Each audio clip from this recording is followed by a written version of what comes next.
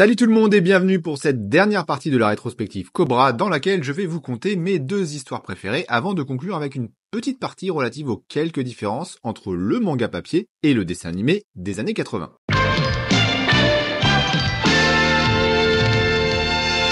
Le Rugball est l'histoire la plus populaire de Cobra, celle qui a boosté sa notoriété dans les années 80 et, selon l'auteur, c'était carrément un pari. En effet, dans une interview, Terasawa avoue avoir créé le mythique arc du Rugball suite à un challenge. Son entourage lui reprochait de ne savoir faire que de la SF et donc l'a mis au défi de réaliser un manga sur le sport. Ce à quoi Bushi répondit « Quoi, t'es pas content ? Paf, Rugball !» Et c'est là que nous, simples lecteurs, on remercie fortement son entourage. Dans cette histoire, la belle Dominique demande à Cobra d'intégrer une équipe de Rugball, un jeu mélangeant baseball et football américain, ultra dangereux afin d'obtenir des preuves sur un trafic de drogue géré par les pirates de l'espace. Cobra, sous le nom de Joe Gillian, se rend alors sur la planète Ral et fait la connaissance du responsable du stade local, Rand. Ce dernier met Joe à l'épreuve en lui demandant d'affronter l'un de ses meilleurs joueurs, et Joe, il balaie très rapidement le dit joueur qui ne mérite même pas que l'on prononce son nom. Et là, on a la première différence avec la série. En effet, l'histoire est plus courte dans le manga et Cobra rejoint directement l'équipe première. Alors que dans le premier épisode de l'arc animé, Cobra passe d'abord un peu de son temps dans une équipe inférieure. Il donne ses premiers coups et rencontre l'un des frères des hommes oiseaux. Vu son tempérament, notre héros va quand même très vite se faire des ennemis. Forcément, c'est toujours le cas quand on a du talent. Et notamment, il aura fort à faire avec Gelt, la brute, au cul de moule de l'équipe première. Il rencontre la jolie Miranda qui va prendre des risques pour lui apporter les plans du stade afin d'accomplir sa mission. Mais Gelt, ce salaud, va tenter de tuer Cobra et c'est malheureusement la jolie danseuse qui en fera les frais et qui sera électrocutée en prenant sa douche. C'est la seconde différence avec l'animé. En effet, dans l'animé, Miranda ne meurt pas, elle est grièvement blessée. Du moins, c'est ce que l'on déduit car Cobra parvient à la sauver alors que dans le manga, elle est bien carbo quand même. Plus tard, Ren met Cobra au défi en lui demandant de choisir n'importe quelle équipe de réserve pour affronter l'équipe première des Saxons Rouges. Notre héros fixe alors son attention sur la dernière équipe car il reconnaît un nom, celui d'un ancien ami, Zack. L'équipe ne comporte que 6 noms. Zack, donc, un voleur qui se cache, Serombo, un gros balèze, Léo, un super lanceur joueur de cartes, et les frères oiseaux. Grâce à son ancien pote, Cobra arrive à convaincre les affreux à jouer pour lui, mais conscient de la supériorité de l'équipe première, ils récupèrent des radios de leurs adversaires afin d'étudier leurs points faibles. Ils sont alors prêts à en découdre. On fait également la connaissance du chef de l'équipe 1, Dan. Lui aussi particulièrement redoutable, le match commence alors et contre toute attente, l'équipe de Joe Gillian tient la cadence et met en difficulté les favoris. Mais les Saxons Rouges vont reprendre l'avantage du nombre grâce à Gelt qui va tuer l'un des frères oiseaux. Cobra se chargera alors définitivement de la brute en le terrassant juste avant la mi-temps. À la pause, Rand se rend auprès de Cobra pour lui demander en toute amitié de perdre le match. Parce que bon, c'est sympa comme affrontement, mais l'équipe 1 ne doit absolument pas perdre, évidemment. Sauf que visiblement, Cobra n'est pas de cet avis, et dès la reprise, il fracasse un autre joueur. Ce qui est une jolie réponse au méchant Rand, qui riposte en demandant à Sega de dégommer notre blondinet au cigare. KO, Joe Gillian est alors évacué sur civière et ses potes commencent à dérouiller sévère. Mais l'histoire n'est pas terminée car c'était une ruse. Cobra a feint son KO pour chercher les preuves du trafic de drogue. Et oui, parce que vous avez complètement oublié que le trafic de drogue c'était l'enjeu de cette histoire, vu que vous étiez subjugué par ce super match de Rugball. Comme les protagonistes de l'histoire d'ailleurs. Du coup, Joe est libre d'aller où il veut, mais il suit le match dans son oreillette. Il finit par trouver les preuves et retourne sur le stade. Hélas, il est démasqué et des tireurs d'élite sont prêts à l'abattre. De son côté, Dominique s'organise et demande une intervention de la police intergalactique sur la planète. Mais cette dernière, hélas, ne peut répondre à sa demande tant qu'elle ne disposera pas d'une preuve. Mais voilà, comment faire ? Cobra ne peut sortir les preuves du stade et il va se faire tuer à la fin du match. Quel problème insoluble. C'est alors que toute la badassitude de notre Cobra refait surface, une ultime fois. Il prend sa batte et la lève bien haut au-dessus des gradins, indiquant un home run, c'est-à-dire qu'il annonce qu'il va envoyer la balle hors du terrain. Chose que personne n'a jamais réussi à faire, On n'est pas au baseball, Les terrains ici sont immenses. Et là, Dominique comprend tout. Cobra a planqué les preuves dans la balle et elle se précipite en dehors du stade. Évidemment, Cobra réussit son coup,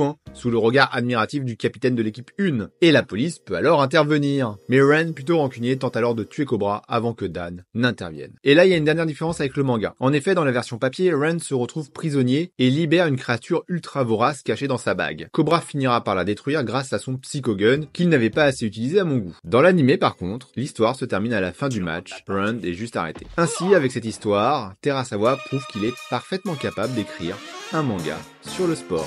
Vous n'êtes pas d'accord avec ça ?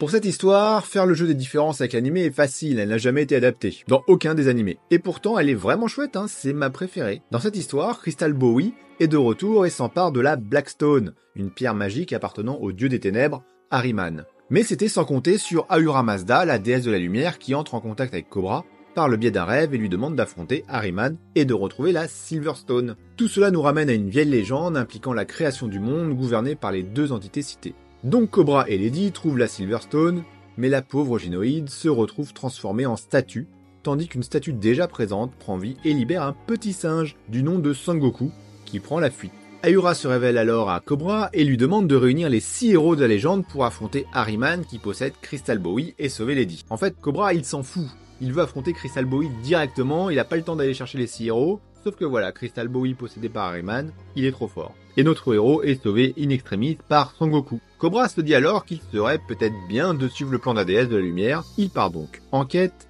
des 6 héros. Et ça tombe bien, Goku est l'un d'entre eux. Comme par hasard.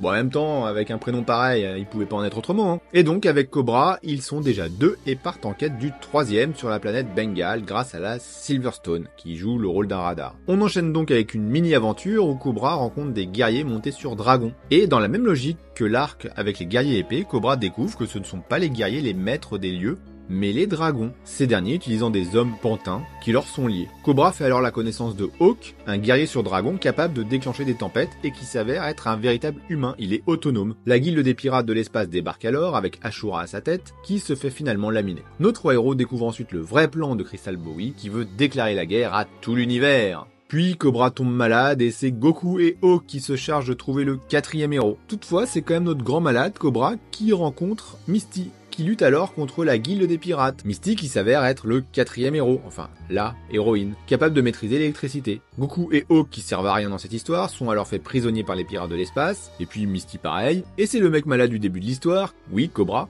qui sauve tout le monde. Ensuite Cobra part à la recherche du capitaine Dobson avec Misty. Comme d'habitude, ce n'est jamais simple avec Terasawa, et c'est l'occasion d'introduire une mini-histoire dans laquelle nos amis retrouvent Dobson en lutte contre la terrible sorcière Zora, qui appartient à la guilde des pirates de l'espace. S'ensuit une série de combats aussi bien sur bateau que sous l'eau, et Cobra réussit à vaincre Zora grâce à son psychogun et le pouvoir du froid du capitaine Dobson. Plus qu'un guerrier à trouver donc, et c'est à ce moment-là que le hasard du scénario nous dévoile que le 6e héros n'est autre que Lady. Du coup, retour à la case départ, mais le terrible Crystal Bowie est déjà sur place. Un combat général s'engage entre les factions en place et Cobra se retrouve confronté à sa némésis, la plus redoutable, qui prend vite le dessus. C'est à ce moment-là que Lady se dépétrifie pour porter secours à son amoureux, mettant en fuite Crystal Bowie, et nos héros le pourchassent dans l'espace jusqu'à accoster son vaisseau grâce au Turtle. Le combat se poursuit alors à l'intérieur du vaisseau de la guilde des pirates, chaque héros va combattre de son côté, et Lady va affronter une sorte de double qui n'est autre qu'Ashura, ressuscité. Mais bon, il ne fait pas le poids face à la Génoïde. Quant à Cobra, il affronte Crystal Bowie pour la énième fois. Le combat est terrible jusqu'à ce que les deux pierres fusionnent et tout le monde retrouve son aspect du passé. Cobra récupère ses beaux cheveux longs, Lady redevient la belle Esmeralda, et Crystal Bowie le terrible guerrier à la hache.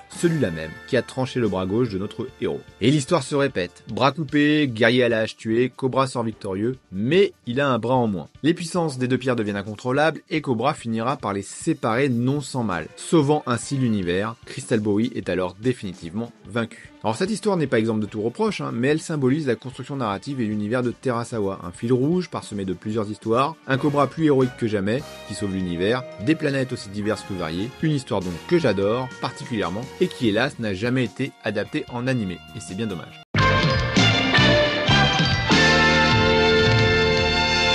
Des différences entre l'animé et le manga, il y en a pas mal, et mon idée était de vous en présenter les principales. Cela étant, j'exclus volontairement les histoires non adaptées, et celles que j'ai évoquées dans mon résumé du Rug Ball. C'est parti.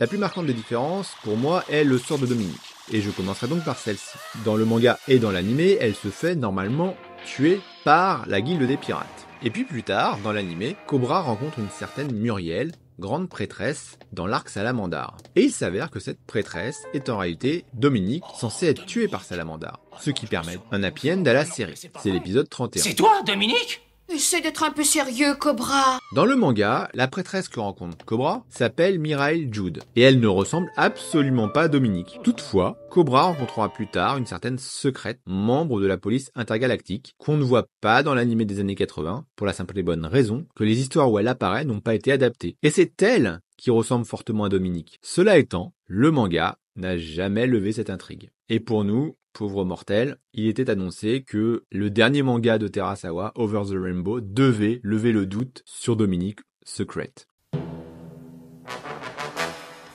Quelques histoires interviennent dans un ordre différent de celui du manga. Par exemple, le secret du Psychogun est adapté dans le 2e épisode, alors qu'il intervient après plusieurs histoires dans le manga. C'est l'épisode où l'on apprend le fonctionnement du Psychogun, et c'est plutôt pas mal qu'il arrive plus tôt. On peut dire la même chose de l'excellent épisode relatif aux Sodes, les hommes épées.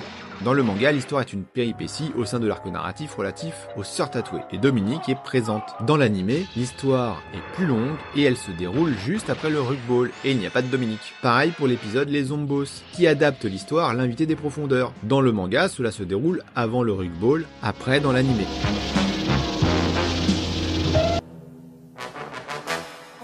La planète du tonnerre est une histoire que j'aime beaucoup, notamment pour sa conclusion. Dans cette histoire, Cobra est aidé par son ami Vega, Torno dans le manga, pour voler un joyau dans un musée. Dans l'anime, c'est l'inverse, c'est Cobra qui aide Torno à voler ce joyau pour redonner courage à son peuple face aux terribles pirates de l'espace.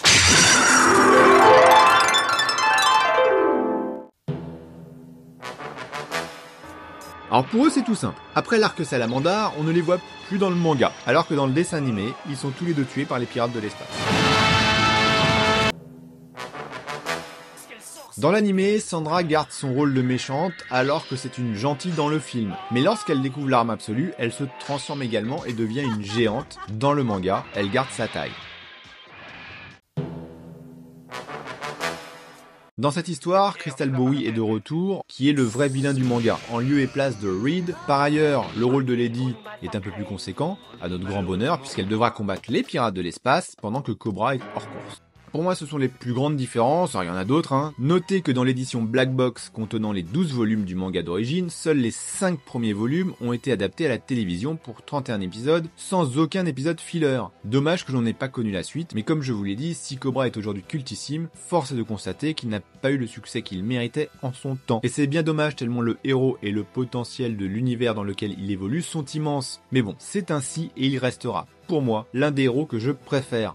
L'un des plus charismatiques, l'un des plus touchants et l'un des plus sympathiques. Je conclus cette rétro avec une pensée pour Bushi Terasawa, un manga atypique qui nous a émerveillés avec ses histoires et son imagination de dingue. Et Cobra, sans Bushi, cela ne peut pas être Cobra. Donc ce sera mon mot de la fin. J'espère que personne n'aura l'idée farfelue de continuer Cobra sans lui, qu'on en reste à ce qui existe. J'en ai fini avec la rétro Cobra, j'espère que cela vous a plu. N'hésitez pas à commenter, liker et partager. Je vous donne rendez-vous pour la prochaine rétro. En attendant, prenez soin de vous.